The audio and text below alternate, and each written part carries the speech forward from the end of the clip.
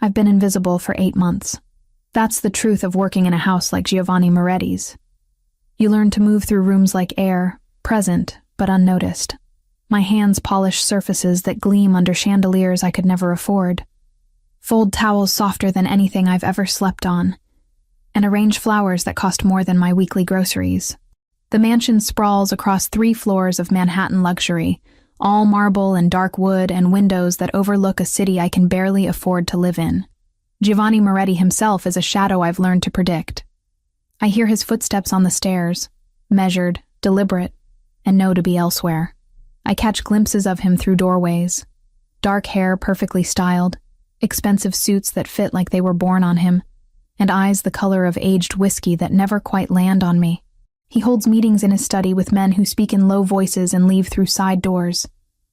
I clean up after them, empty ashtrays that smell of Cuban cigars, collect forgotten glasses still wet with liquor. I don't ask questions. That's not my job. My job is to disappear. The only constant in this carefully ordered existence is Brittany. My sister works in the kitchen, 23 years old with our mother's easy laugh and none of my caution. She makes breakfasts that smell like comfort and dinners that look like art. And every evening when our shifts end, we ride the subway back to our cramped apartment in the Bronx together. 2 bedrooms, thin walls, neighbors who fight at 3 a.m. But it's ours. Well, rented, barely afforded.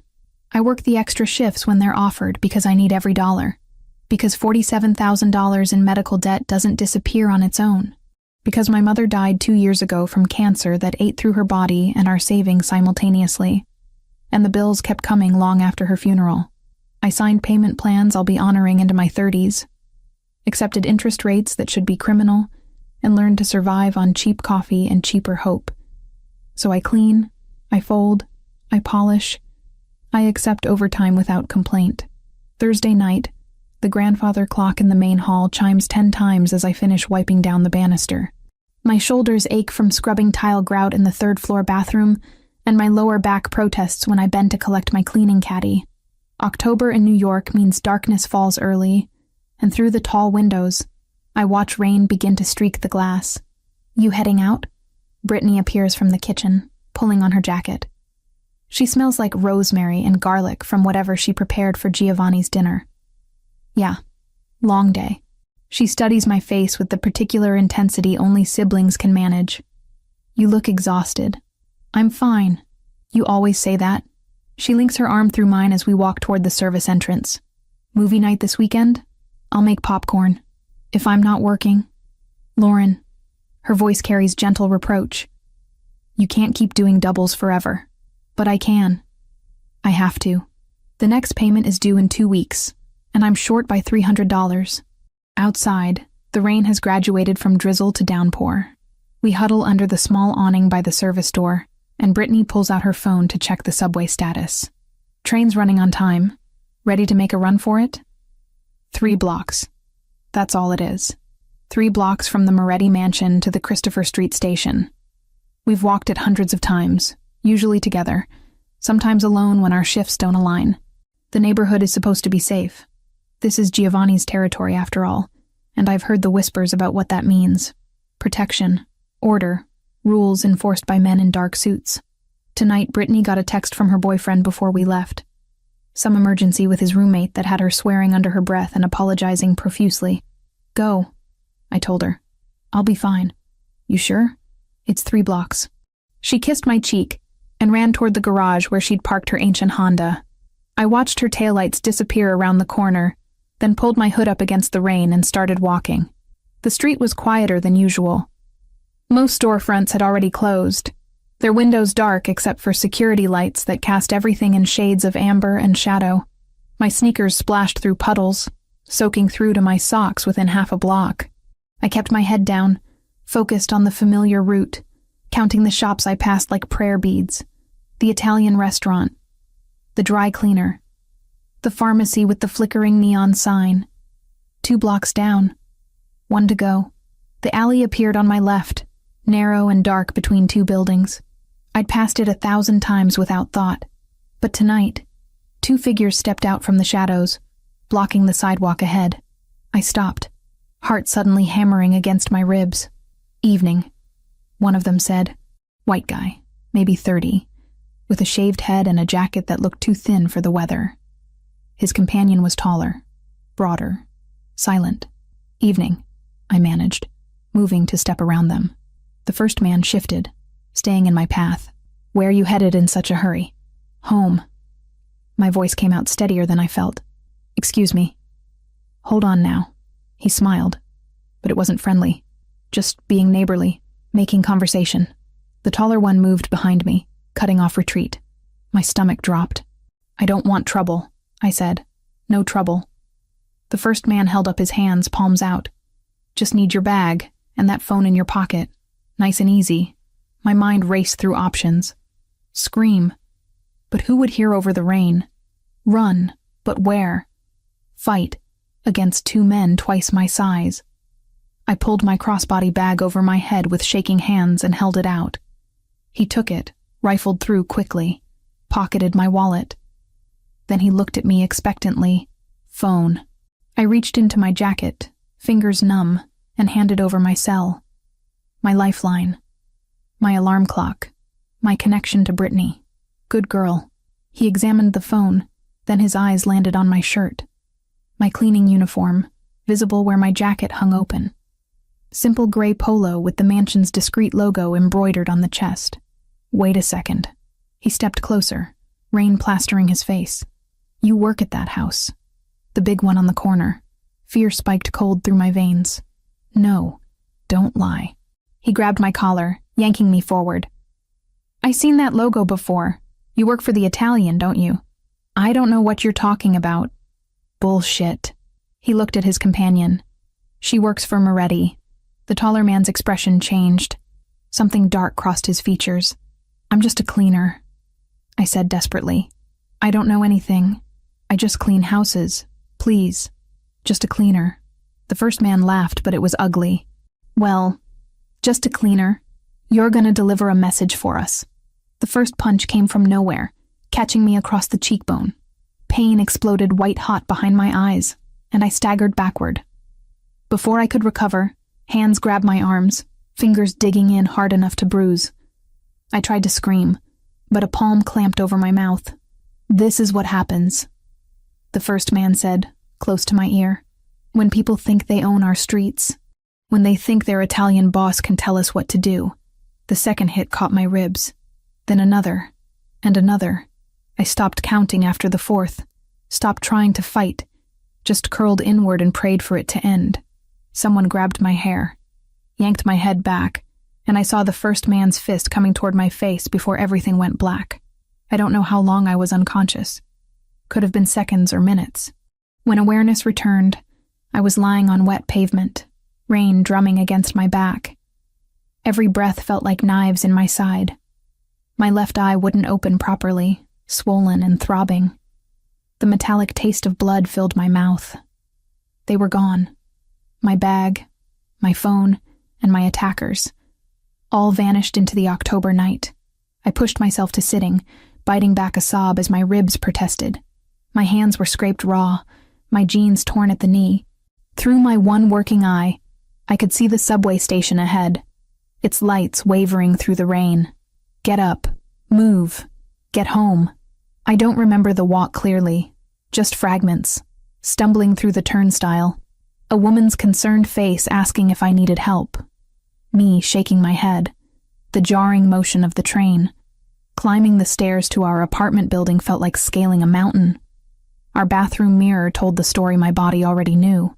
My left eye was swollen shut, purple spreading across the socket. My bottom lip was split and bleeding. When I lifted my shirt, bruises were already forming along my ribs in shades of red and purple. My arms bore the clear imprint of fingers where I'd been grabbed. I turned on the shower, letting it run hot, and sat on the bathroom floor fully clothed while steam filled the space.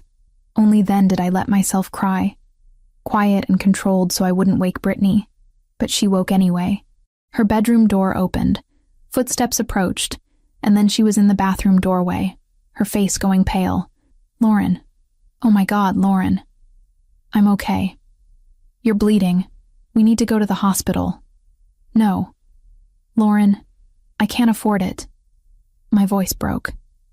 I can't afford the ER visit, Britt. I can't.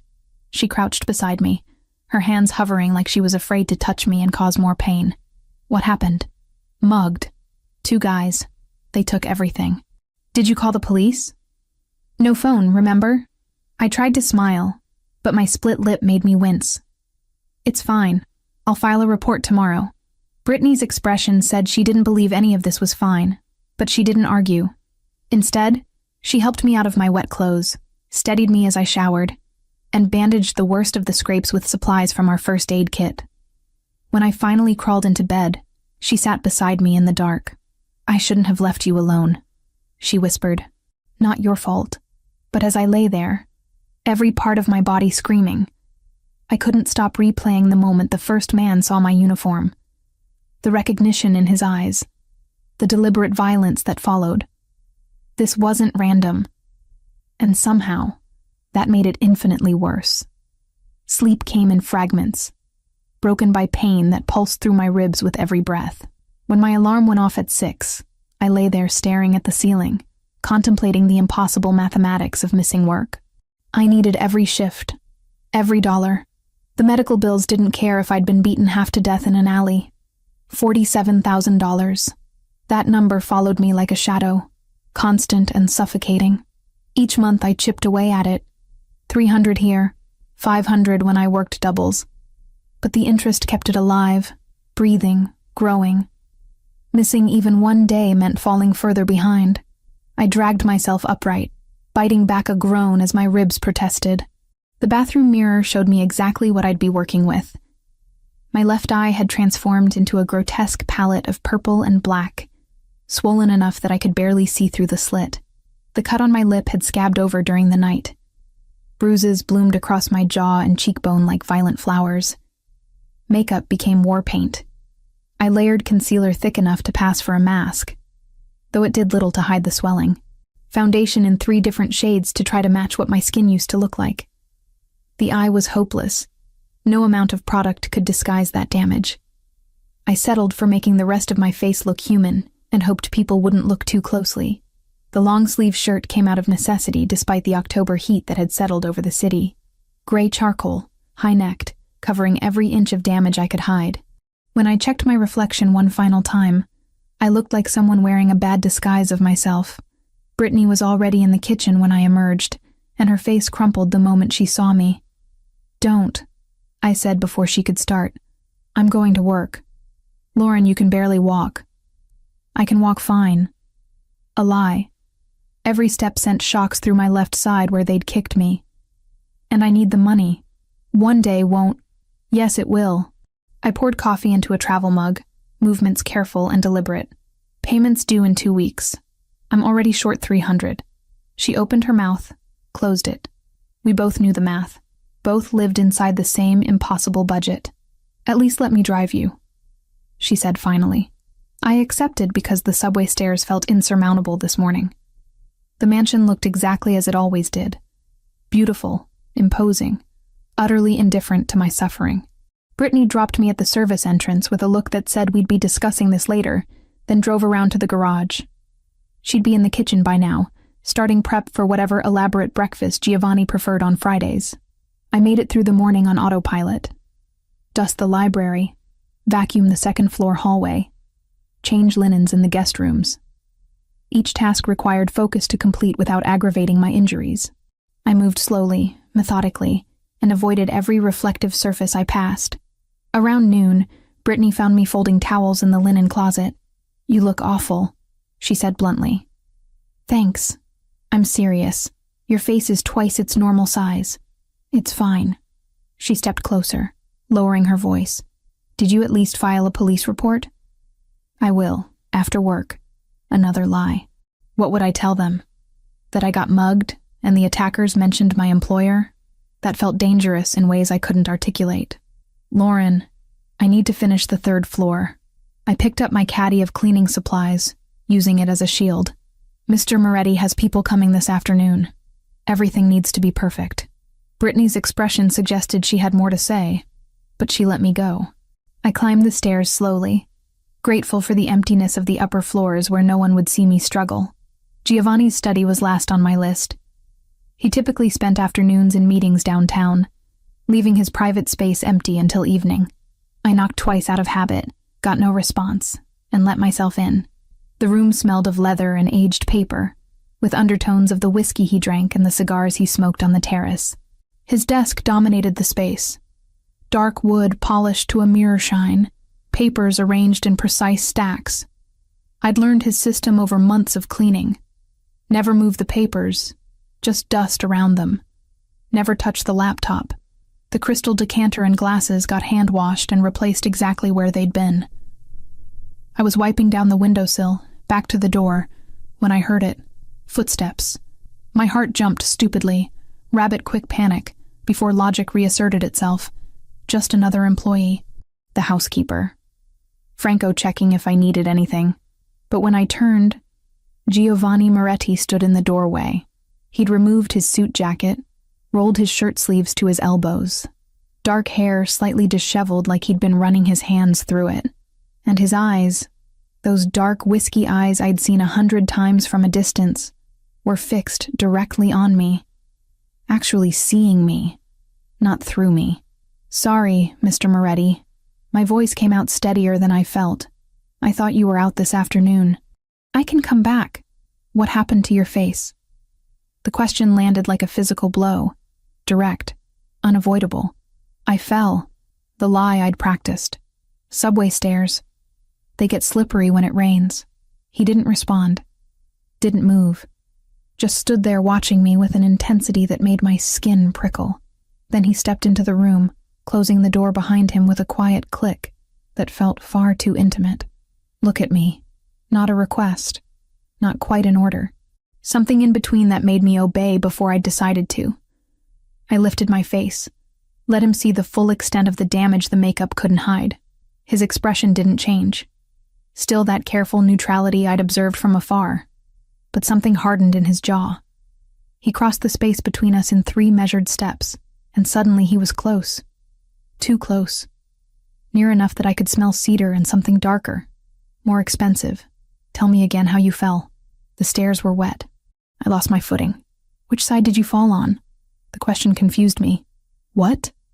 Left or right? Which side hit the stairs? My mind scrambled. Left, I think. "You think." He circled slowly, like a predator examining prey, and I fought the urge to back away. "But you're favoring your left side when you breathe. Protecting it. So you fell on the left, hit your left eye, split your lip, and now your left ribs hurt." Heat flooded my face. "Yes, that's a very consistent fall." He stopped in front of me again. "Show me your arms, Mr. Moretti. Show me." My hands trembled as I set down the cleaning cloth. This was my employer. I couldn't refuse, didn't want to, for reasons I couldn't examine too closely. I pushed up the right sleeve first, the arm that had taken less damage. Just some scrapes across the forearm. The other one. I hesitated. The left arm told a different story. But Giovanni waited with infinite patience, and eventually I pushed up that sleeve too. The bruises were spectacular. Perfect finger-shaped marks circling my bicep where someone had grabbed me. Purple and yellow and angry red. Unmistakable. Giovanni stared at them for a long moment. When he finally spoke, his voice had dropped to something cold and deadly. "Who did this to you? I told you. Don't." The word cracked like a whip. "Don't lie to me again, Lauren. Those are not from a fall. Someone grabbed you. Held you. Where did this happen?" The use of my name shocked me into silence. I hadn't known he knew my name. 8 months of invisibility, and he'd known it all along. 3 blocks from here. The truth came out before I could stop it. Thursday night. Walking to the subway. What did they take? My bag, phone, wallet. And then? I couldn't answer. Couldn't find words for the violence that had followed. The deliberate cruelty. "And then?" he repeated, softer but no less insistent. "They saw my uniform." My voice cracked. "Asked if I worked for you. I said no, but they didn't believe me. They said..." I stopped, swallowed.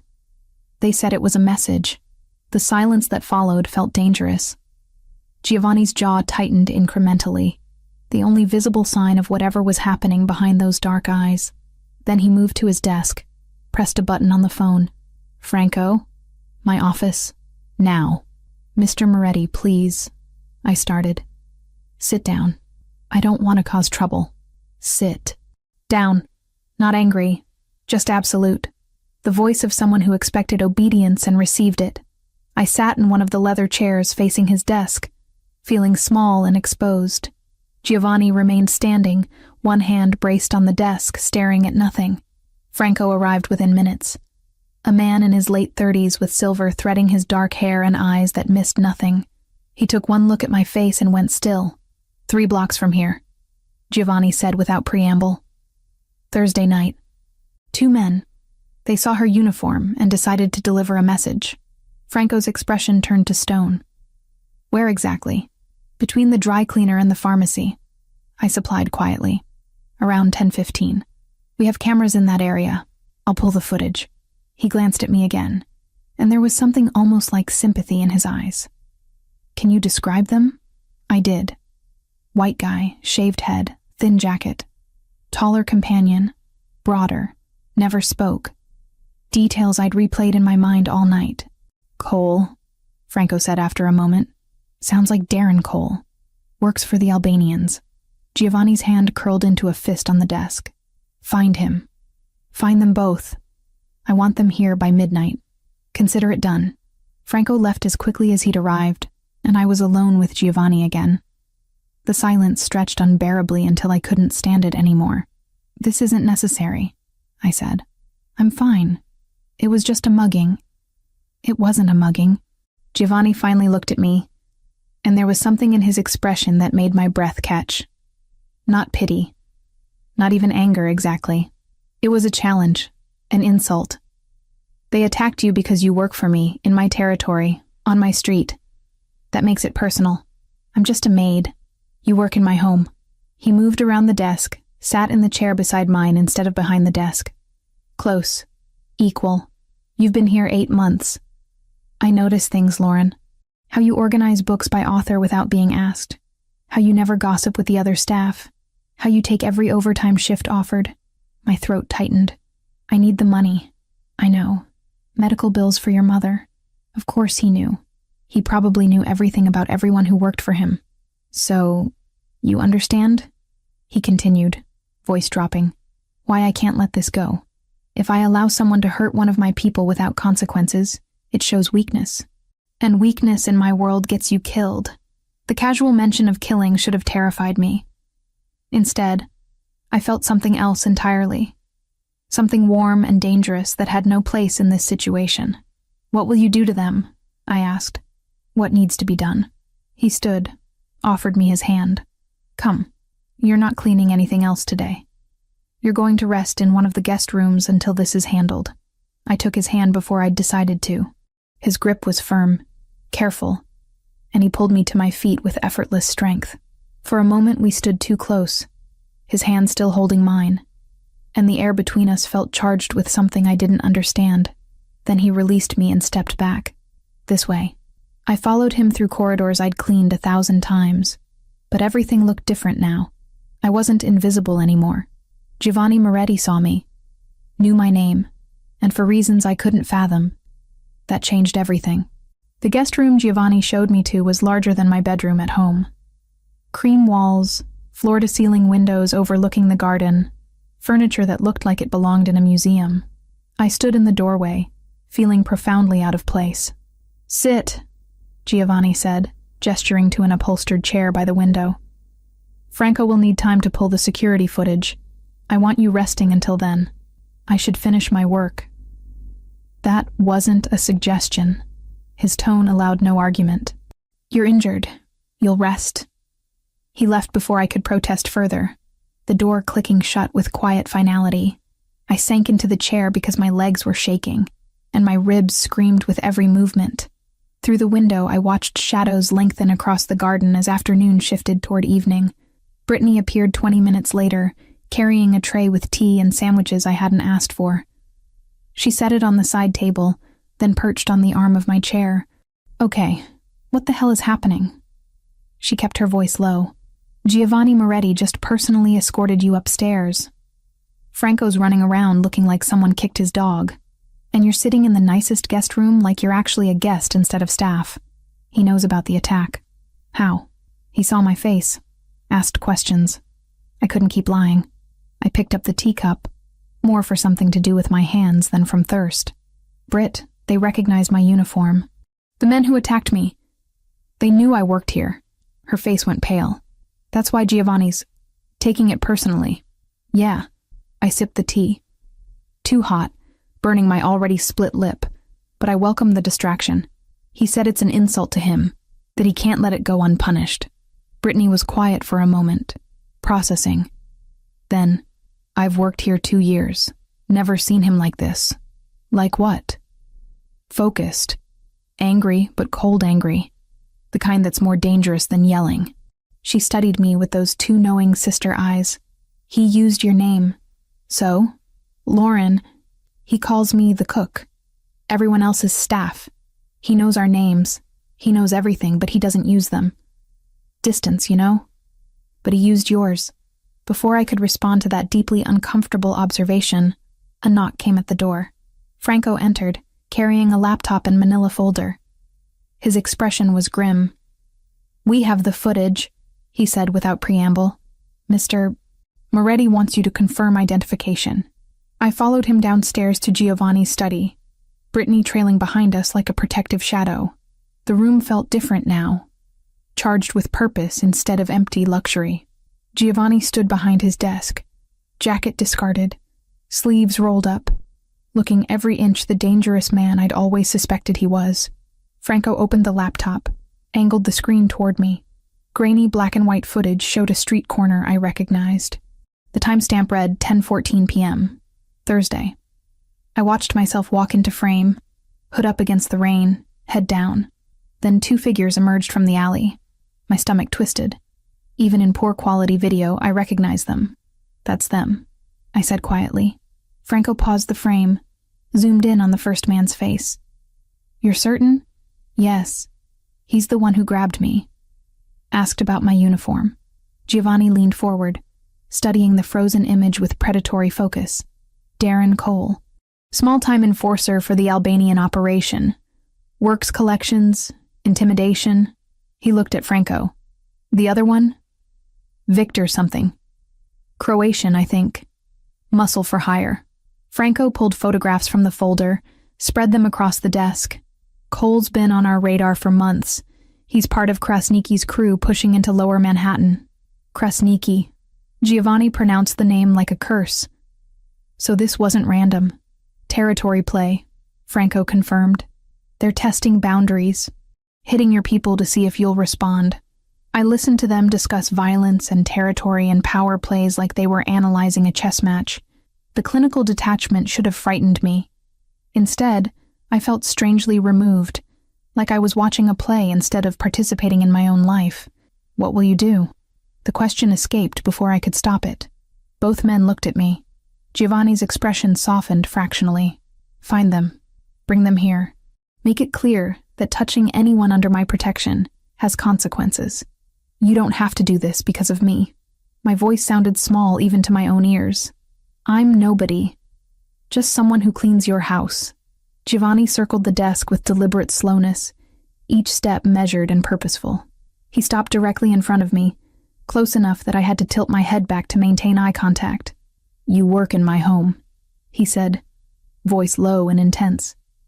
You've been here 8 months. I've noticed how you fold the newspapers so the headlines face up. How you water the orchids in the library every Tuesday because you know they need consistent care. How you never complain, never ask for anything, just do your job with quiet competence. Heat flooded my face. You notice that? I notice everything in my world, Lauren, and you're part of it, whether you realize it or not. He glanced at Franco. Assemble a team. 6 men. Find Cole and bring him to me. The Croatian too, if you can locate him. Done. Franco closed the laptop. What about the girl? She stays here tonight. Guest room on the 2nd floor. Her sister too. Wait. I started. Giovanni held up a hand, silencing me. This isn't negotiable. Those men know you work here. They know what you look like. Until I've handled this situation, you're not walking home alone through my streets. I can't just stay here. I have a life, an apartment, bills to pay. Your bills will be there tomorrow. His tone brooked no argument. Tonight, you're under my roof and my protection. Accept it. The word protection hung in the air between us, weighted with implications I wasn't ready to examine. But exhaustion and pain were catching up to me, dragging at my bones until standing felt like an insurmountable effort. Fine, I said. One night, Giovanni's expression shifted into something that might have been satisfaction. Franco, make the arrangements. I want updates every hour. Franco left, and I found myself alone with Giovanni again. He watched me with that unsettling intensity, like he was cataloging every micro-expression. Why do you work so hard? He asked suddenly. The double shifts, the overtime. Most people do the minimum. You do everything. I debated lying, then decided he probably already knew anyway. Medical debt. My mother died 2 years ago. Cancer. The bills didn't stop with her. Understanding flickered across his features. How much? That's not your concern. How much, Lauren? The use of my name again. Like he was trying it out, testing how it felt in his mouth. 47,000. Give or take. He absorbed this information with a single nod. And you're paying it off on a housekeeper's salary. I don't have much choice. There's always a choice. He moved to the window, stared out at the darkening garden. You could have declared bankruptcy. Walked away from the debt. That's not who I am. No. He glanced back at me. It's not. You honor your obligations even when they're destroying you. That's rare. Before I could respond, Brittany appeared in the doorway, looking uncertain. Sorry to interrupt. The housekeeper said I should set up in the room next to Lauren's. Yes. Giovanni straightened. Both of you will stay tonight. Tomorrow we'll reassess the situation. Brittany looked at me, eyebrows raised in silent question. I gave her a tiny nod, and she disappeared down the hallway. I should go, I said. Let you work. One more thing. Giovanni crossed to his desk, wrote something on a notepad, tore off the sheet and handed it to me. A phone number in bold, precise handwriting. My direct line. If anything happens, anything, you call me immediately. Nothing's going to happen. Your house is practically a fortress. Nevertheless, he closed my fingers around the paper. Keep it with you. His hand lingered on mine for half a second too long, warm and solid, before he released me and stepped back. The brief contact left my skin tingling. Thank you, I managed. Don't thank me yet. The night isn't over. I left him there, standing in his study surrounded by evidence of the violence he was planning, and climbed the stairs to the guest room where Brittany waited. She took one look at my face and pulled me into a careful hug, mindful of my injuries. This is insane, she whispered. I know. He's going after them. For you. I know. Lauren, I know Britt. I know what he is. I know what he's going to do. I pulled back, met her worried gaze, and I can't bring myself to feel bad about it. That admission hung between us, heavy with implications neither of us wanted to voice. Brittany helped me out of my work clothes, gasped when she saw the full extent of the bruising across my ribs and back. She didn't say anything, just grabbed pajamas from the dresser, silk, expensive, left by some previous guest, and helped me dress like I was made of glass. We sat together on the massive bed, and I told her everything. The attack, Giovanni's reaction, Franco's investigation, the security footage. She listened without interruption, processing it all with the same pragmatic calm she brought to everything. So what happens now? She finally asked. I thought about Giovanni's cold fury, Franco's efficient violence, the carefully controlled power that ran through this house like electricity through wires. Thought about how I should be terrified, but instead felt something closer to relief. Now, I said. We wait. Through the window, night had fully fallen. Somewhere in the city, men with guns were hunting the people who'd hurt me. And I was lying in silk pajamas in a mansion, protected by someone who commanded armies with a whisper. The world had shifted on its axis in the span of a single afternoon, and I suspected it would never quite settle back into place. Sleep refused to come. I lay in the unfamiliar bed, staring at shadows that danced across the ceiling, listening to Brittany's steady breathing from the adjacent room. Every time I closed my eyes, I saw the footage again. Grainy images of myself being cornered, attacked, left bleeding in the rain. My ribs throbbed with each breath, a metronome of pain keeping time with my racing thoughts. Around 2 a.m, I heard it. Voices, low and urgent, drifting up from somewhere below. Then the distinct sound of a heavy door closing. Not slamming. Controlled. Deliberate. I should have stayed in bed. Should have pulled the covers over my head and pretended I heard nothing. Instead, I found myself padding barefoot across the plush carpet, easing the bedroom door open with careful silence.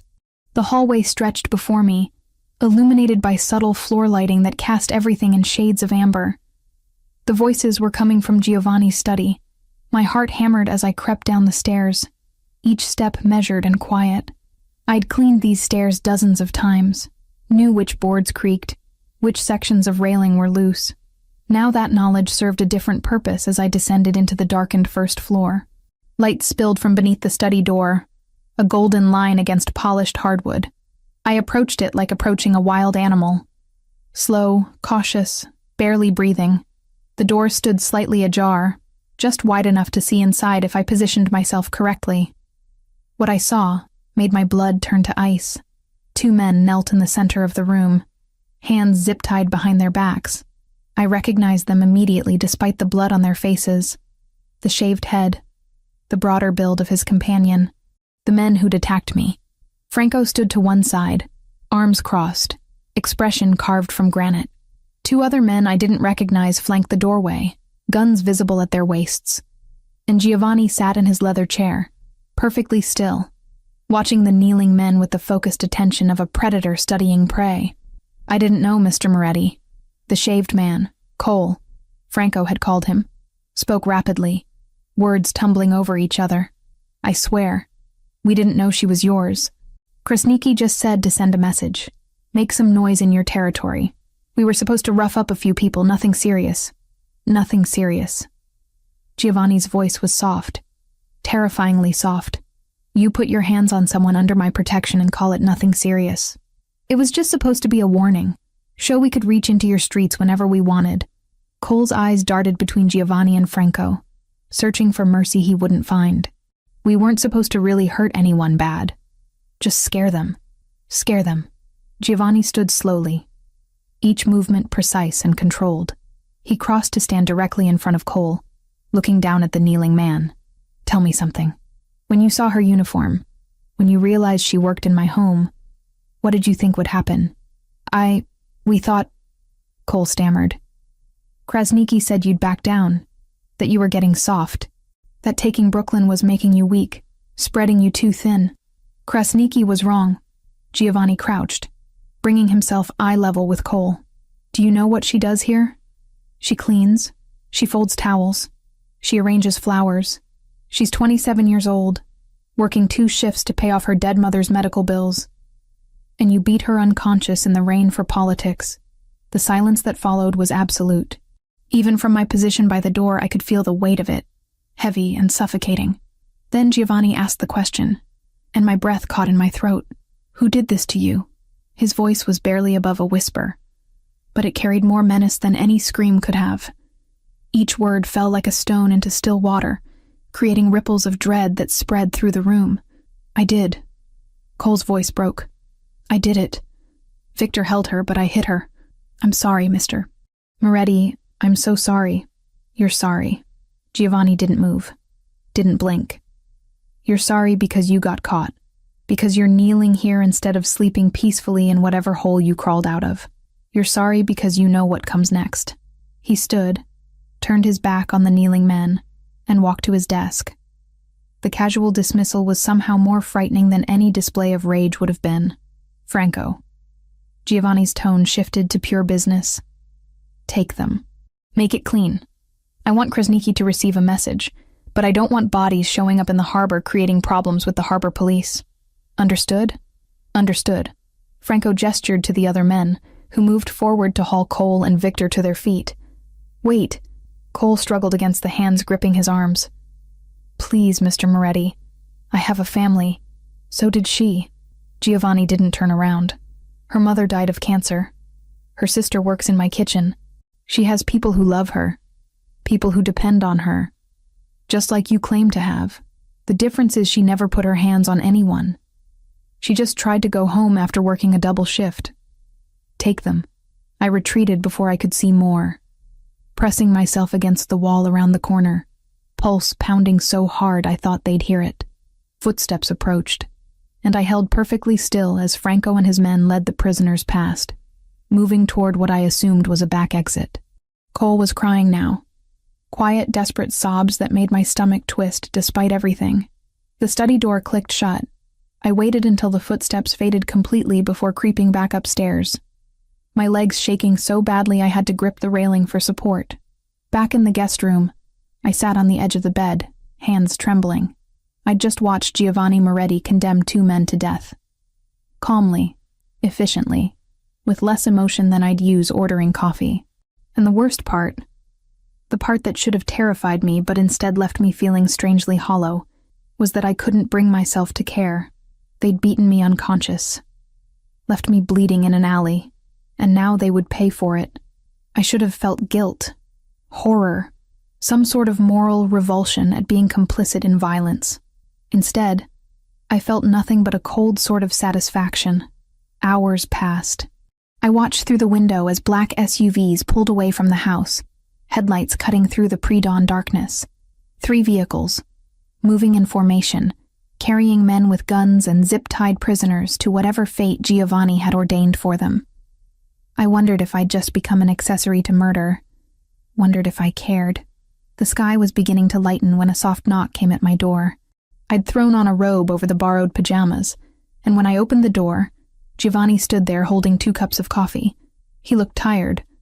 The first time I'd ever seen even a hint of weariness in his carefully controlled facade. "Did I wake you?" he asked. I couldn't sleep. He nodded, unsurprised, and held out one of the cups. I took it, our fingers brushing briefly in the exchange. The coffee was perfect. Cream and sugar in exactly the proportions I preferred. Of course he knew. He knew everything. "Can I come in?" he asked. I stepped back, letting him enter. He moved to the chair by the window, the same one I'd been occupying for hours, and I perched on the edge of the bed. What happened to them? The question emerged before I could second-guess asking it. Giovanni studied me over the rim of his coffee cup, dark eyes assessing. They paid for their mistake. That's not an answer. It's the only one you need. His voice was gentle but firm. You don't want details, Lauren. Trust me on this. How do you know what I want? Because I've seen that look before. The one you're wearing right now. The one that says you're trying to figure out if you should feel guilty for not feeling guilty. He set his cup on the side table. Don't. Those men made choices. They dealt in violence. They knew the risks. I sipped my coffee, letting the warmth seep into my hands, chase away some of the chill that had settled into my bones. I should be afraid of you. Probably. I'm not. I know. He leaned forward, elbows on his knees, and for a moment he looked less like a crime boss and more like just a man carrying heavy burdens. How do you feel? Honestly, my ribs hurt. My face hurts. Everything hurts. I touched my swollen eye gingerly, but safer than I've felt since Thursday night. Satisfaction flickered across his features. There and gone. Good. That's what matters. He stood, crossed the space between us in 2 strides. Let me see. I tilted my face up, and his fingers brushed my jaw, turning my head to catch the early morning light streaming through the window. His touch was careful, professional almost, but there was something else underneath it. Something that made my skin tingle and my breath catch. The swelling's gone down a little, he observed. But you need a proper medical evaluation. Dr. Caruso is expecting us at 9. I can't afford... I wasn't asking about your finances. His thumb traced the edge of the bruise on my cheekbone with unexpected gentleness. This happened because of me. Because you work in my house. On my street. That makes it my responsibility. That's not how responsibility works. It is in my world. He withdrew his hand, and I immediately missed the warmth of it. Get dressed. Wear something comfortable. We leave in an hour. He moved toward the door, then paused, looking back at me with an expression I couldn't quite read. For what it's worth, he said quietly. You're not just a maid to me. You never were. Then he was gone, leaving me alone with those words echoing in my head and coffee growing cold in my hands. Through the window, full daylight was breaking over the city, painting everything in shades of gold and rose. Somewhere out there, 2 men who'd hurt me were facing consequences I couldn't let myself imagine, and here I sat, in a mansion that should feel like a cage, but instead felt like sanctuary. Drinking coffee made exactly how I liked it, by a man who commanded death with a whisper. The world had shifted again overnight, and sitting there in borrowed silk pajamas, watching the sun rise over a city full of violence and beauty, I realized I'd shifted with it. Giovanni insisted we leave within the hour, and I didn't have the energy to argue. Brittany helped me dress in jeans and a soft burgundy sweater she'd brought from our apartment, moving around me with careful efficiency while pointedly not mentioning the events of the previous night. We both knew what had happened. Neither of us wanted to say it aloud. The SUV waiting outside was sleek and black, windows tinted dark enough to hide whoever sat inside. Giovanni held the back door open and I climbed in, biting back a gasp as my ribs protested the movement. He slid in beside me. Not across from me, not in the front with a driver, but right there in the back seat close enough that I could smell cedar and expensive cologne. You don't need to come, I said as he closed the door. Just send me with Franco or I'm coming. Final. Absolute. He pulled the SUV into traffic with the easy confidence of someone who'd spent years navigating Manhattan streets. Dr. Caruso is expecting both of us. The drive should have been awkward. Instead, silence settled between us like something almost comfortable. I watched the city slide past through tinted glass. Tried not to think about how much a private medical visit would cost. How many months of payments I'd be adding to my already impossible debt.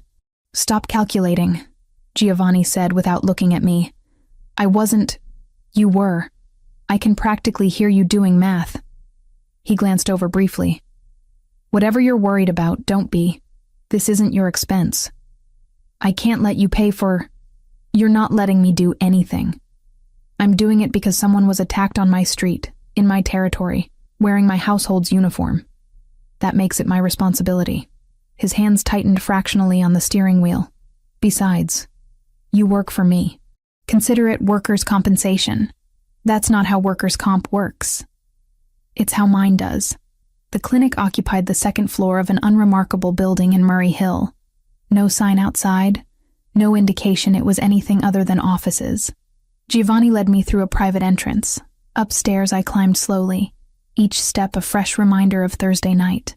Dr. Caruso was perhaps 60, with silver hair and hands that looked like they belonged to a surgeon. He examined my face with clinical detachment, palpating the swelling around my eye, checking my pupil responses. No sign of orbital fracture, he said, making notes on a tablet. Significant soft tissue damage, but it'll heal. How's your vision? Blurry in the left eye, but it's getting better. Good. Now the ribs. He gestured to an exam table. Shirt off. You can keep the bra on. I hesitated, acutely aware of Giovanni standing against the wall, watching. Dr. Caruso noticed my discomfort. Mr. Moretti, perhaps... I'm staying. Giovanni's tone allowed no argument, but he turned to face the window, offering me that small privacy. I peeled off the sweater carefully, trying not to gasp when the movement pulled at damaged tissue. The bruises had ripened overnight into spectacular shades of purple and yellow, spreading across my left side like some grotesque watercolor. Dr. Caruso's professional mask slipped for just a moment. Christ. Then he was all business again, pressing carefully along my ribs. When he reached the 6th one, I couldn't contain the sharp intake of breath. Easy, he murmured. Fractured, probably. Let's get an X-ray to confirm. The portable machine emerged from a side room, and for the next 10 minutes I held various uncomfortable positions while trying not to cry from the pain. Giovanni had turned back around, and I felt his gaze on me like a physical weight. The X-ray confirmed it. My 6th rib on the left side had a clean break. Not displaced, which Dr. Caruso explained meant it would heal without surgery, but it would take time. 6 weeks minimum. He wrapped my torso in a compression bandage that made breathing easier, prescribed painkillers I knew I couldn't afford, and anti-inflammatories that would probably cost half my rent. No heavy lifting, he said, typing prescriptions into his tablet. No strenuous exercise. If the pain worsens or you develop difficulty breathing, call me immediately. He glanced at Giovanni. She needs rest. Real rest. Not working through it rest. She'll rest. Giovanni accepted the prescriptions Dr. Caruso printed out. I'll make sure of it. When Dr. Caruso went to press a button on the exam table, adjusting it with more force than necessary, I winced at the sudden jolt. Giovanni was across the room in 3 strides. Careful. Not a request. Not quite a threat. Something in between that made Dr. Caruso pause and nod. Of course. My apologies. The payment happened while I was getting dressed. Conducted in low voices I couldn't quite hear. By the time I emerged from behind the privacy screen, Giovanni was tucking his wallet away, and Dr. Caruso was handing me a bag with prescriptions already filled. You keep medications here? I asked. 4 special patients. Dr. Caruso's expression suggested he didn't want to elaborate. Take one of the white pills every 6 hours for pain. The blue ones are anti-inflammatory, twice daily with food. Call if you need anything. Back in the SUV, I stared at the prescription bag in my lap. How much did that cost? Not your concern. Giovanni. Lauren. He turned to face me fully, one hand draped over the steering wheel. Let me ask you something. If Brittany had been attacked the way you were, if she'd been beaten unconscious in my territory, would you want her worrying about medical bills? That's different. How? I opened my mouth, closed it. Couldn't find an answer that didn't sound hollow. You've worked in my house for 8 months, he continued, voice softer now. I know things about you. How you organize the library books by author, even though no one asked you to. How you fold the newspapers so the headlines face up. How you water the orchids every Tuesday because they need consistent care. He paused. How you never complain, never ask for anything. Just show up and do your job with the kind of quiet competence most people wouldn't notice. You noticed. The words came out barely above a whisper. He glanced my way once, a quiet admission. I noticed things, Lauren. The drive back to the mansion passed in silence, but it felt different than before. Charged, like something unspoken was building between us, pressing against the confines of the car. When we arrived, Giovanni ordered me to rest for the remainder of the weekend. No work, no cleaning, just recovery. Brittany appeared with tea and soup, fussing over me like a mother hen until I reminded her I was the older sister. But even as I protested, warmth spread through my chest at her concern. What surprised me was Giovanni. Throughout Saturday and Sunday, he materialized at odd intervals, always with some excuse, always brief, but present. He brought food when Brittany was busy in the kitchen, checked that I'd taken my medication, adjusted pillows when he caught me wincing. Each interaction was careful, controlled, but underneath the careful control I sensed something else. Something that made my pulse quicken whenever he entered the room. Sunday evening I found myself on the terrace, the same one I'd cleaned dozens of times, admiring the garden below while scrubbing furniture I'd never expected to actually sit on. Now I occupied one of the wrought iron chairs, wrapped in a blanket against October chill, watching the sun set over the city. Giovanni emerged from the house carrying 2 glasses and a cigar. He handed me 1 glass. Tea, prepared exactly how I liked it, and settled into the chair beside mine. How do you feel? He asked, lighting the cigar with practiced ease. Sore, but better. I sipped the tea, let the warmth seep into my hands. The medication helps. Good. He exhaled smoke that curled into the evening air, dissipating into twilight. Dr. Caruso says you'll heal completely. No permanent damage. Physically, anyway. He turned to look at me. Really look at me. Dark eyes searching. Are you afraid? Of what? Going back out there. Walking those streets again. I considered the question seriously. Was I afraid? Thursday night played on repeat in my mind. The rain, the alley, the hands grabbing me. but underneath the fear was something else, something harder. "No," I said finally. "I'm angry." "Good. Anger is useful. Fear makes you weak. Anger makes you sharp." We sat in comfortable silence, watching the sky turn from gold to purple to deep blue. Finally, I asked the question that had been building since Friday. "Why did you take over your father's business? You could have done anything. Been anything." Giovanni was quiet so long I thought he wouldn't answer. Then, "My father died when I was 22. Heart attack, sudden and violent. He left me an empire built over 40 years, and 200 families who depended on us for work, protection, justice the law wouldn't provide." He studied the cigar, watching the ember glow. I could have walked away. Sold everything. Moved to Europe. Lived off the money. But those families would have been absorbed by rivals or left to fend for themselves in a city that doesn't forgive weakness. So you chose responsibility over freedom. I chose honor over ease. He glanced at me. "What about you? Why do you work so hard? The double shifts, the overtime.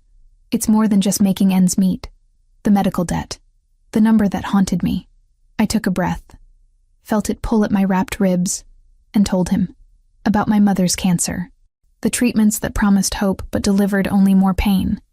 The bills that arrived after her funeral like accusations. $47,000 in debt that would follow me for years. Giovanni listened without interruption, without judgment. When I finished, he simply nodded. "That kind of debt, it's designed to be impossible," he said. "They know most people will pay minimum amounts forever, feeding the interest machine. It's legal extortion. Maybe. But it's still mine to pay, because you honor your obligations." The way he said it, like it was a virtue instead of a burden, made my throat tight. Night had fully fallen now, stars emerging overhead despite the city lights. Giovanni reached over and adjusted the blanket that had slipped from my shoulder, his fingers brushing my neck with unexpected gentleness. "You should rest," he said. "Tomorrow we'll discuss longer-term arrangements." "Arrangements? You're not going back to walking home alone at night." "Not for a while." He stood, stubbing out the cigar. "We'll figure something out that doesn't make you feel caged." He left me there on the terrace, the city spread out below like a glittering promise. And for the first time since Thursday night, I felt something other than pain or anger. I felt seen, protected, like maybe, impossibly, I mattered to someone who could move mountains with a word. Monday morning arrived with news that rippled through the mansion like an earthquake. On Monday after lunch, Brittany cornered me by the break room. "Did you file the report?" she asked. I told her the truth. Franco's men had already turned the attackers over to Giovanni. Walking into a precinct with his name on my bruises felt like painting a target on my back. HR logged an internal incident instead, and Rosa made me sign it. It wasn't justice, but it was safer, for now. I heard it first from the housekeeper. Rosa, I needed to avoid that name. I heard it first from Rosa, the head housekeeper, who whispered to another staff member in the hallway outside Giovanni's study. 3 Albanian establishments hit over the weekend. A gambling operation in Queens, a restaurant that fronted money laundering in Brooklyn, and a warehouse near the docks that everyone knew stored contraband. No one killed, but the message was unmistakable. Giovanni Moretti had responded to the attack on me with surgical precision. I returned to work despite Brittany's protests and my body's screaming objections. The compression wrap around my ribs made breathing easier, but every deep inhale reminded me of Thursday night. Every time I turned too quickly, pain flared along my left side like lightning. Giovanni found me in the second-floor hallway, polishing a mirror I could barely reach without gasping. "What are you doing?" His voice was low, controlled, but I heard the displeasure underneath. "My job." "You're supposed to be resting. I've rested all weekend. I need to work." I kept my focus on the mirror, watching his reflection rather than turning to face him. Bills don't pay themselves. He crossed the space between us in 3 strides, took the cleaning cloth from my hand, and set it aside. No heavy lifting. No reaching above your head. No bending that makes you wince like you're being stabbed. I wasn't. I watched you climb these stairs. You gripped the railing like it was the only thing keeping you upright. His dark eyes searched my face. You're wearing the compression wrap?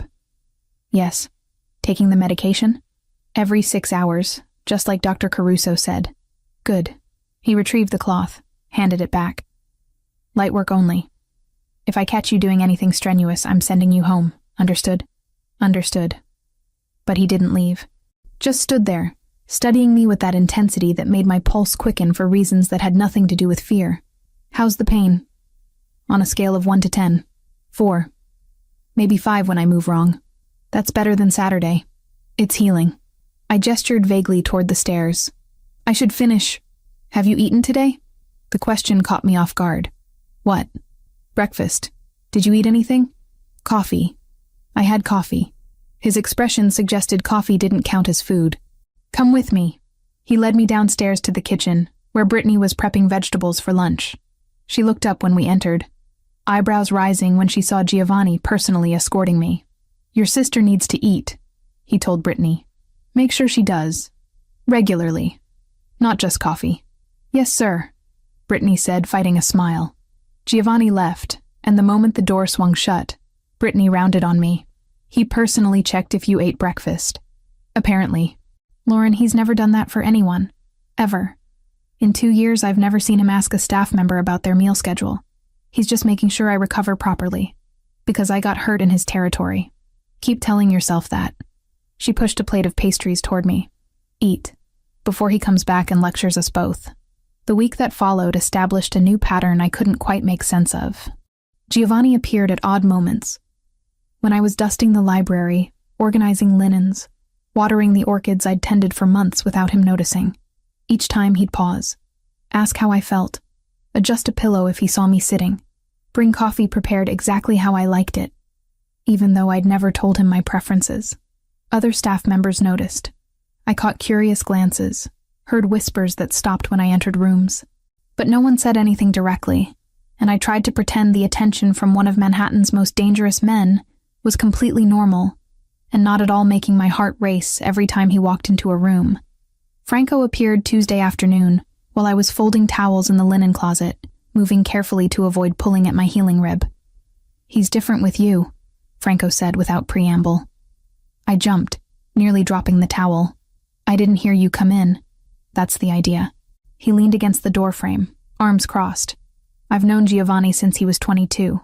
Watched him build this organization from the ground up after his father died. He doesn't let people in. Doesn't show weakness. Doesn't care about the small details of anyone's life unless it serves a strategic purpose. What's your point?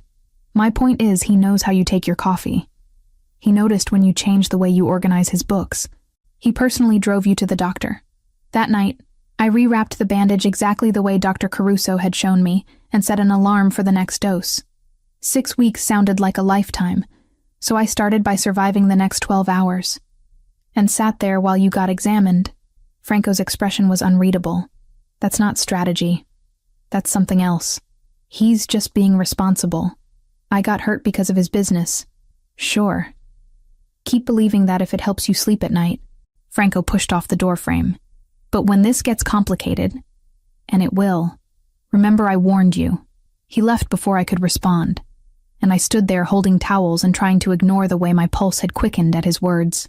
Thursday night, a week after the attack, I found myself alone in the library. Giovanni had asked me to organize some new acquisitions he'd received, and I'd been arranging them by author when the sun set and the house quieted around me. My bruises had faded to yellowish shadows, barely visible unless you knew where to look. The swelling around my eye had disappeared entirely, but my ribs still ached when I breathed too deeply. A constant reminder that I wasn't quite healed.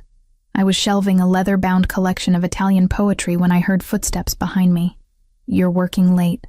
Giovanni's voice, low and close.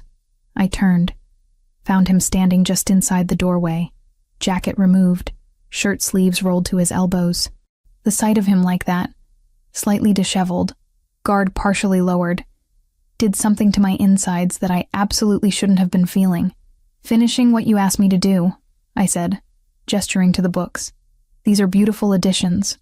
First printings, some of them. My grandfather's collection. He left them to me when he died. Giovanni moved closer, examining the spines I'd arranged. You organized them chronologically within each author. It seemed to make sense. Track the evolution of their work. Most people would have just done alphabetical. I'm not most people. No. His eyes met mine, and the intensity in them made my breath catch. You're not.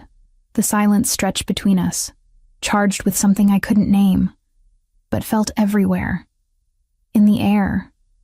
In the narrowing space between our bodies. In the way his gaze dropped briefly to my mouth before returning to my eyes. I can't stop thinking about you, he said finally, voice rough. Since that night. Since I saw what they did. Since I realized you've been here for 8 months, and I'd been too blind to really see you. My throat went dry. Giovanni, tell me you don't feel it. Tell me I'm imagining this, and I'll walk away. Leave you alone. But tell me honestly, I should have lied. Should have protected both of us from whatever this was. Instead, the truth came out in a whisper. I can't stop thinking about you either. He closed the distance between us in one step, his hand coming up to cup my face with surprising gentleness. His thumb traced the faded shadow of the bruise on my cheekbone. I'm not a good man, Lauren. I do terrible things to maintain power and protect what's mine. You deserve better than what I can offer. Maybe I don't want better. Maybe I want this. The kiss happened like inevitability. Soft at first. Questioning. His lips against mine, testing boundaries neither of us had acknowledged existed. When I didn't pull away, when my hands came up to grip his shirt, it deepened. His other hand found my waist, careful to avoid my injured ribs, and I tasted coffee and something darker, more dangerous. Heat flooded through me, erasing rational thought. This was Giovanni Moretti, crime boss, killer, the man who'd ordered deaths with the same ease most people ordered dinner. And I was kissing him in his library while the city sprawled below us, oblivious to how my world had just tilted on its axis. His phone buzzed violently in his pocket. We broke apart, both breathing hard. He pulled out the device, rid the screen, and cursed softly in Italian. I have to go. Franco needs me. But he hesitated, looking at me with an expression I'd never seen before. This conversation isn't over. No, I agreed. It's not. He kissed me once more, quick and fierce, then was gone. I stood there for several minutes, fingers pressed to my lips, trying to process what had just happened. When I finally made it back to the guest room I'd been occupying, Brittany was waiting. She took one look at my face and knew. You kissed him. He kissed me, I think. Maybe I kissed him. It was mutual kissing. Oh my God. She pulled me to sit on the bed. Lauren, this is insane. I know. I was going to say dangerous. But insane works, too. She studied me carefully. Are you okay with this?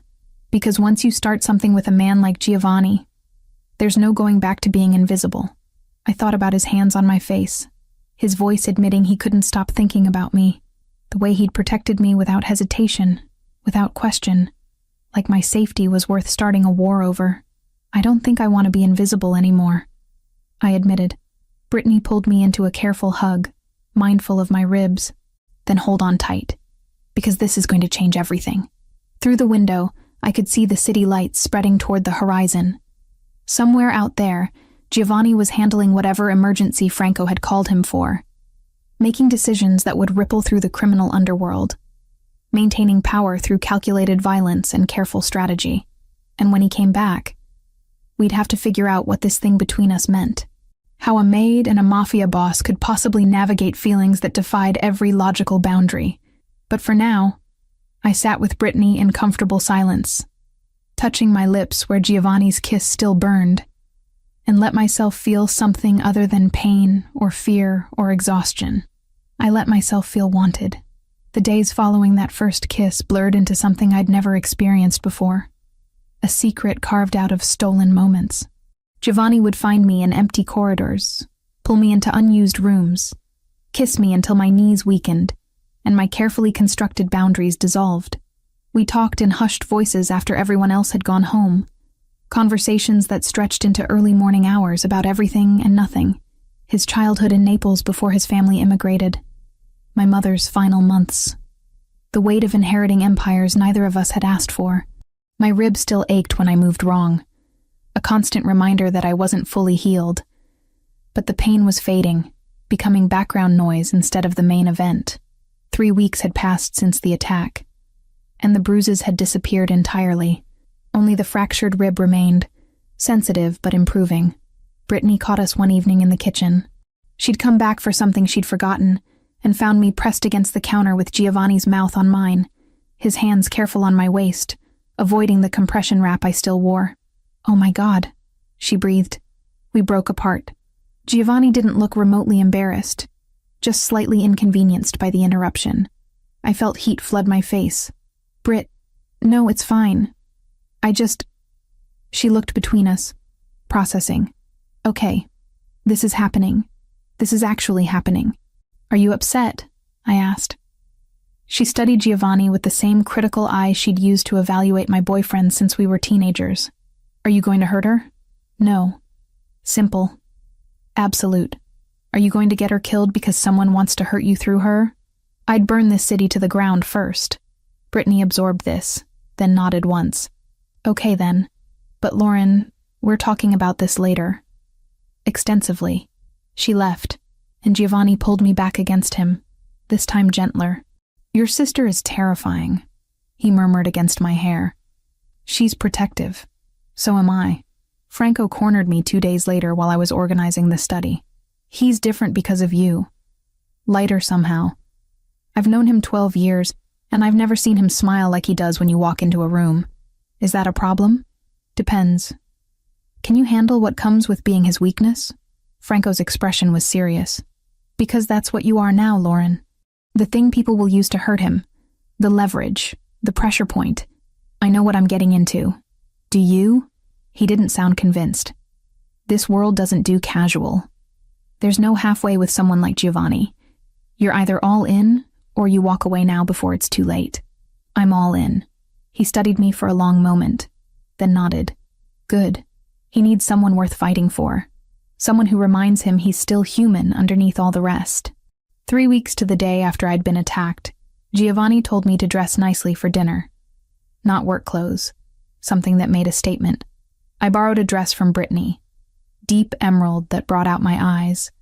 Fitted but not uncomfortable with the compression wrap underneath. Giovanni appeared at my door, wearing a suit that probably cost more than my car. His dark hair perfectly styled, and those whiskey eyes heating when they landed on me. "Beautiful," he said simply.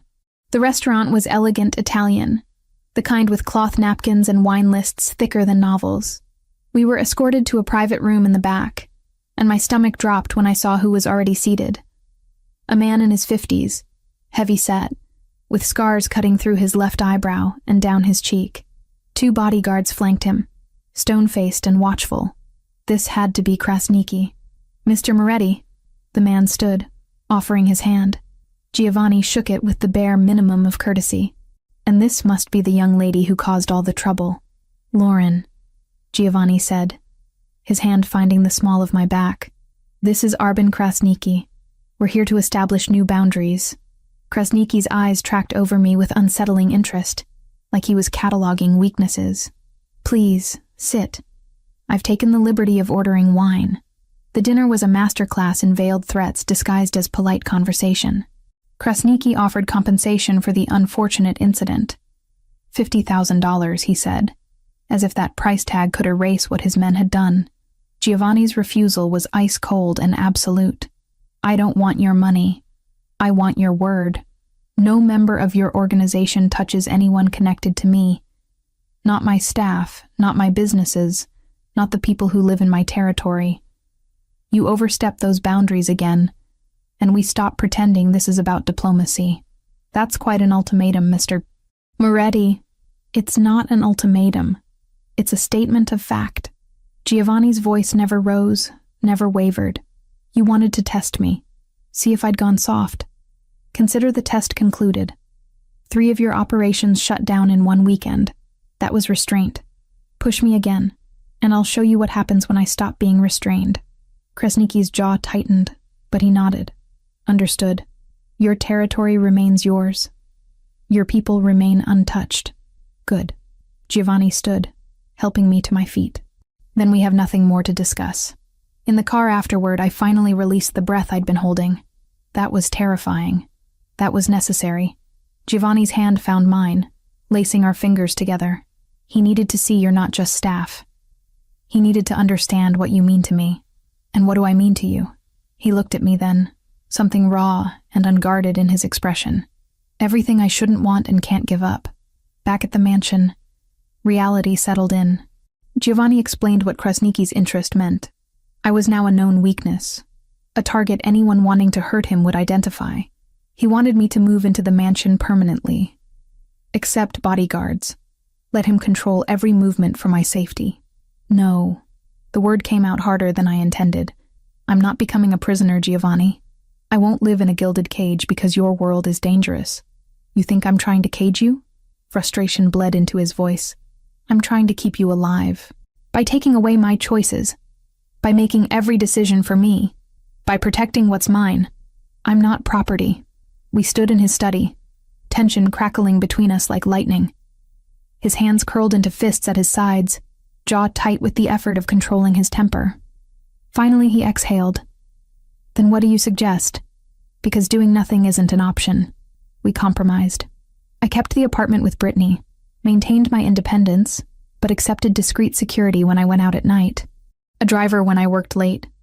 Parameters that made him feel I was protected without making me feel owned. I need you to understand something, I said quietly. I'm choosing this. Choosing you. But I need to choose it, not have it forced on me. I understand. He crossed to me, cupped my face with both hands. I'm not used to caring about anyone this much. It makes me irrational. You? Irrational? I smiled despite everything. Shocking. He kissed me then, deep and desperate, like he was trying to convince himself I was real and choosing to stay. When we broke apart, both breathing hard, his forehead rested against mine. Stay with me tonight, he said. Not in the guest room. With me. I nodded, unable to form words around the want constricting my throat. His bedroom was a revelation, sparse but elegant, dominated by an enormous bed with dark linens. He undressed me slowly, carefully, mindful of the compression wrap I still wore. His fingers traced the fading shadows where bruises had been, the edge of the wrap protecting my healing rib. Does it still hurt? He asked. Sometimes. When I breathe too deep or move wrong. Then we'll be careful. We were. His hands mapped my body with reverence and restraint, learning what made me gasp, what made me arch into his touch. I traced the tattoos I'd glimpsed before. A raven across his shoulder blade, Italian script along his ribs, symbols I didn't understand but felt the weight of. His scars told stories he whispered in the dark. A knife fight at 19, a bullet at 23, burns from a warehouse fire at 26. You've survived so much, I breathed. So have you. He kissed the spot where my bruise had been, then lower, tracing the edge of my wrap. You survived what should have broken you and came back stronger. When he finally moved over me, positioning himself with careful attention to my injury, I felt completely seen, completely known. We moved together slowly, building heat that had nothing to do with rough passion and everything to do with connection, with choice. With two people who'd found each other in impossible circumstances and decided the risk was worth it. Afterward, wrapped in his arms with my head on his chest, listening to his heartbeat slow, I felt something I hadn't felt since before my mother died. Safe. I meant what I said. Giovanni murmured into my hair. I'd burn the city down to keep you safe. I know. I traced circles on his chest, feeling the steady rise and fall of his breathing. That's what scares me, and what makes me feel protected at the same time. Then we'll figure it out together. Make rules that work for both of us. Build something that doesn't require you to sacrifice who you are. Outside the windows, the city sprawled beneath us, glittering and dangerous and alive. Somewhere out there, Krasniki was calculating his next move. Other enemies waited in shadows. The world Giovanni inhabited would always carry risk. But lying there in his bed, his hand gentle on my healing ribs, I realized I'd already made my choice. Not because he'd forced me. Not because I had no other options. Because for the first time in years, I wanted something more than survival. I wanted this. Complicated, dangerous, impossible as it was. And I was willing to fight for it. 6 weeks. That's how long it took for my body to remember what normal felt like. Dr. Caruso confirmed it on a Tuesday morning in early December, unwrapping the compression bandage I'd worn like a second skin and pressing carefully along my ribs. No tenderness? He asked. None. Deep breath. I inhaled fully, felt my chest expand without the sharp reminder of fractured bone. It doesn't hurt. Good. You're cleared for normal activity. No restrictions. He made notes on his tablet. The bone has healed completely. You got lucky. Clean break. No complications. Lucky. I suppose that was one way to describe surviving an attack that should have killed me. Giovanni waited in the lobby, and when I emerged, his eyes scanned my face for signs of pain out of habit. All clear, I said. Officially healed. Relief crossed his features, there and gone in a heartbeat. Then we celebrate tonight. Properly. Celebration came in the form of dinner at a quiet French restaurant where the staff knew not to disturb us, and the wine list was older than I was. Giovanni ordered for both of us in flawless French, and I watched him across candlelight, still adjusting to this version of us. Out in public. Together. No longer hiding. I have something for you, he said after dessert arrived. He slid an envelope across the table. Inside was a single document. Employment contract. Personal assistant to Giovanni Moretti. Salary that made my breath catch. Triple what I'd been making, with benefits that included health insurance I could actually use. Giovanni, this is fair compensation for your work. You've been managing my schedule, organizing correspondence, handling things that would take me hours. He sipped his wine. You've earned it. I stared at the numbers, doing rapid math. With this salary, I could pay off the medical debt in 2 years instead of 10. Could afford an apartment that didn't have mold in the bathroom. Could breathe. There's a signing bonus included in your first paycheck. He added casually. Should arrive next week. I looked up sharply. How much? Enough to handle any outstanding financial concerns. The medical debt. He was talking about the medical debt. My throat tightened. You can't just... I didn't ask your permission. Consider it a Christmas bonus.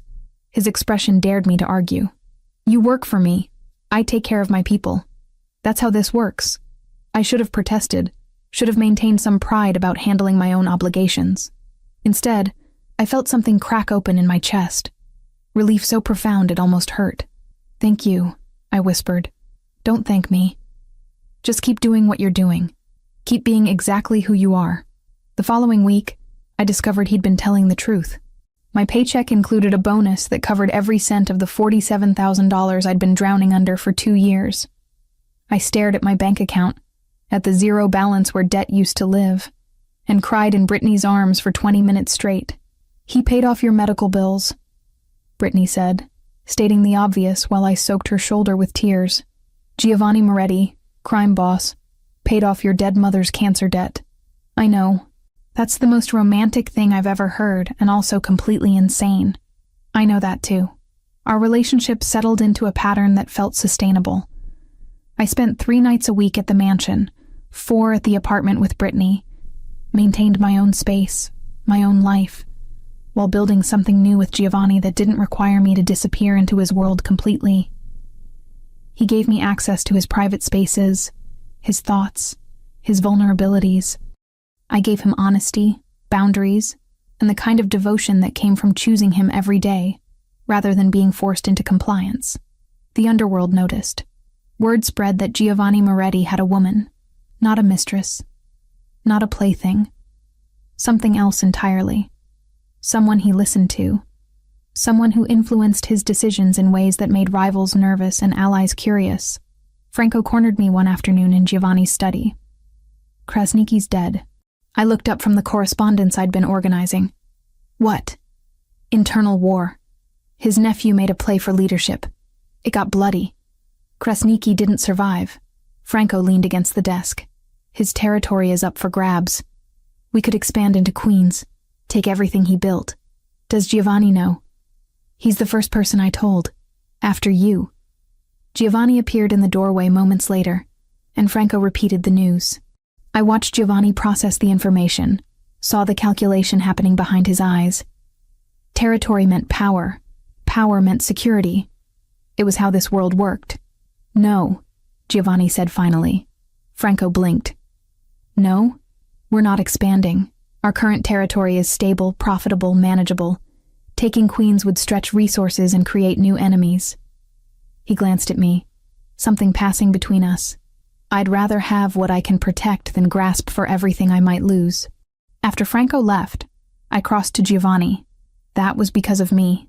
That was because I'm tired of building empires at the expense of having a life. He pulled me against him.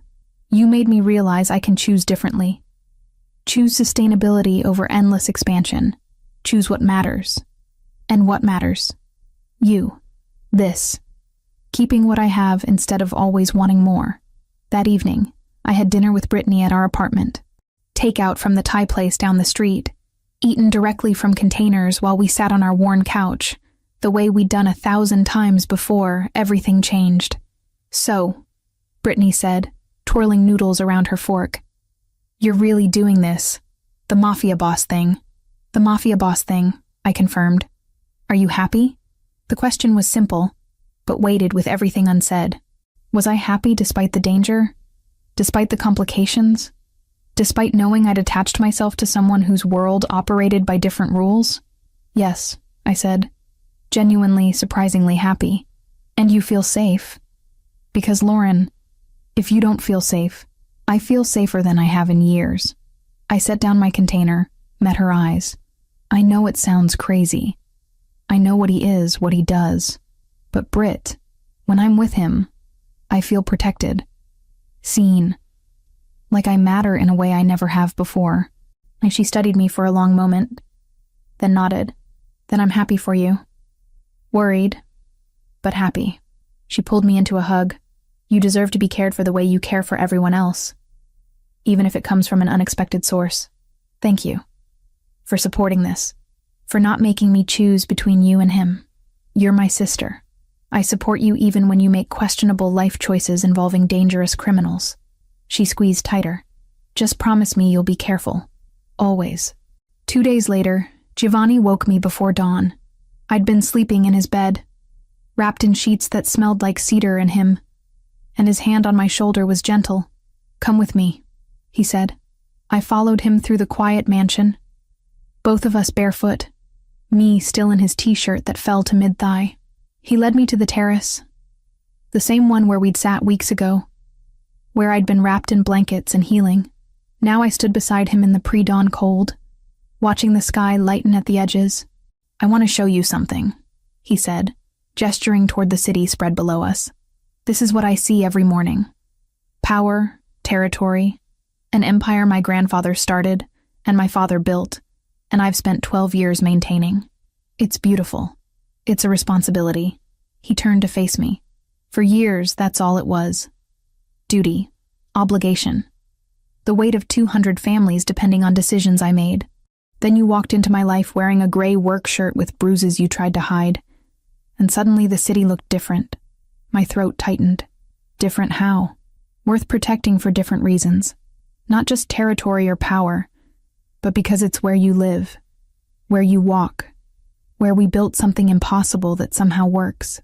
The sun broke over the horizon, painting everything gold and rose. I touched my left side where the fracture had been. Felt nothing but smooth ribs beneath my skin. 6 weeks ago, every breath had hurt. Now I breathed easily, deeply, without fear. Do you ever regret it? Giovanni asked quietly. How we started. The violence? The complications? I thought about Thursday night 6 weeks ago. The rain, the alley, the fear. Thought about waking up in this mansion. Being seen for the first time in months. The kiss in the library. The way he'd protected me without asking for anything in return. No, I said honestly. I wouldn't change any of it. The attack brought me to you. The violence made you notice me. Everything terrible led to this. That's a dangerous way to think. Maybe. But it's true. I turned to face him fully. We were built on danger, Giovanni. That's our foundation. But we're sustained by choice. By deciding every day that this, whatever this is worth the risk. He cupped my face with both hands, thumbs tracing my cheekbones where bruises used to be. Then he bent to kiss the spot on my left side where the 6th rib had been fractured. A promise made flesh, that he'd protect what was his, honor what we'd built, choose me as deliberately as I'd chosen him. "I love you," he said against my skin. "I don't say that lightly. But I need you to know. I love you too." The words came easily, naturally. "Even though you're complicated and dangerous, and you do terrible things to maintain power, especially because of that. Maybe a little." We stood together as the city woke beneath us. Two people who'd found each other through impossible circumstances and built something that defied every logical boundary. His world would always carry risk. Mine would always be complicated by association. But standing there in dawn light, his arms around me and the city sprawling below, I realized I'd stopped surviving and started living. The medical debt was gone. My body had healed, and I'd found something I never expected in a mansion I'd only meant to clean. A man who saw me completely and chose me anyway. "Ready to face the day?" Giovanni asked. I leaned into him, felt his heart beating steady against my back. "With you, always."